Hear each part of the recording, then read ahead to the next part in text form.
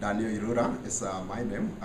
A senior lecturer in sustainability and built environment at the University of WITWATERSRAND in the School of Architecture and Planning.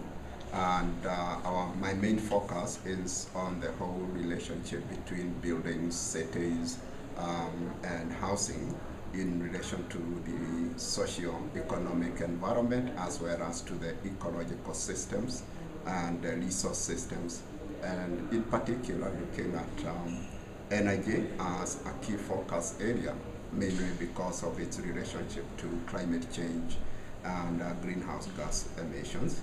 And in all that, we do have a focus on both the mitigation and the adaptation aspects of the built environment and all those changes that are associated with the climate change. Thank you. What does housing sustainability mean for you, particularly in respect to your research? We first take housing as a developmental condition. We first and foremost recognize the need for improved quality of life, especially in developing countries, and shelter deficiency is one of the key challenges. So the first component of sustainable housing for us is that aspect of adequate shelter. But obviously implementing that with the recognition that we are in a period of limited resources, both the ecosystem capacity to support developmental expectations of humanity is shrinking very rapidly, and therefore we would want to do housing in a way that recognizes those eco limits, with energy as one example, where you've got the fossil fuel limits as a resource, and you have got the ecological environmental implications as another limit. So implementing housing with recognition of such limits is a very important component of sustainable housing. But at the same time, putting it into the context of the city and understanding that we are all aiming to have a more socially inclusive city, and therefore understanding that we cannot keep treating housing as a segregation entity where you have low-cost housing or you have got middle-income housing with the deficiencies in amenities like schools and hospitals and all that. So it's this broad concept of first recognizing the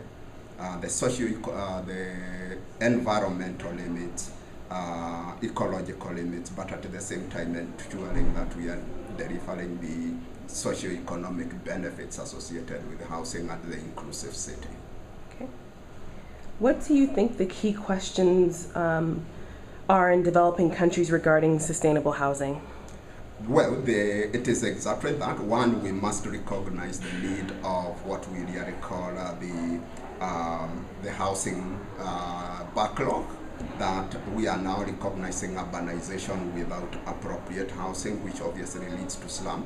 And that component of the backlog and the need for basic shelter is quite important in order to improve the quality of life.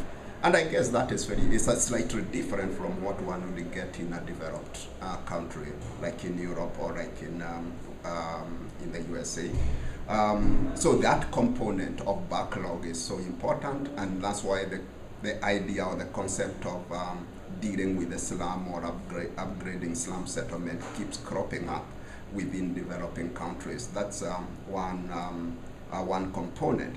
But being what it is also should be seen as a source of socio-economic upliftment, the whole idea about jobs, the whole idea about skills and enterprises, trying to link eco initiatives to eco enterprises and skills and green jobs, and trying to catalyze a green economy in that sense. So it's a huge sector or subsector of the economy. Therefore, it can be used to drive a lot of other green and socio-economic agenda, just beyond just providing the roof over the people's hands. It can be used for a lot of other needs and other benefits and outcomes. Lastly, how do you envision the role of the proposed network in advancing sustainable housing? Well, already I come from an experience where for the last 2-3 years we have interacted with another network system called the Green Building Council of South Africa.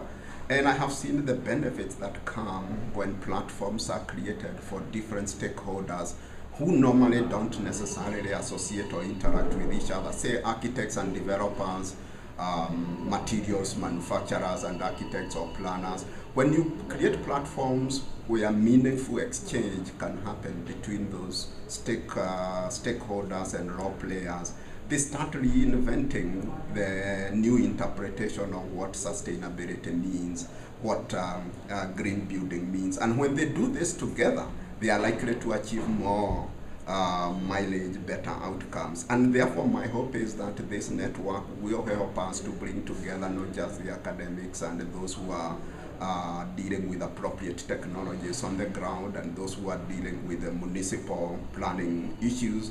And when we all come together, we possibly will start creating a common interpretation of what sustainable housing is, and therefore that gives us the boldness and the confidence that we can achieve this joint trend, we can achieve the vision together. And that's the most important thing, consolidating a common value and consolidating a common understanding of what sustainable housing is, because it is not a one definition that comes and stays forever. We have to continue reinterpreting it as we go. We have to keep learning together the lessons that come out of what we implement.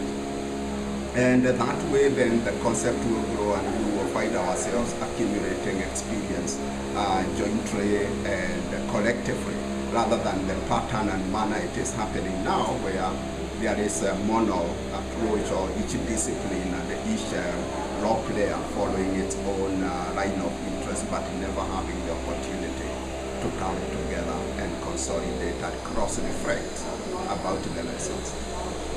Thank you.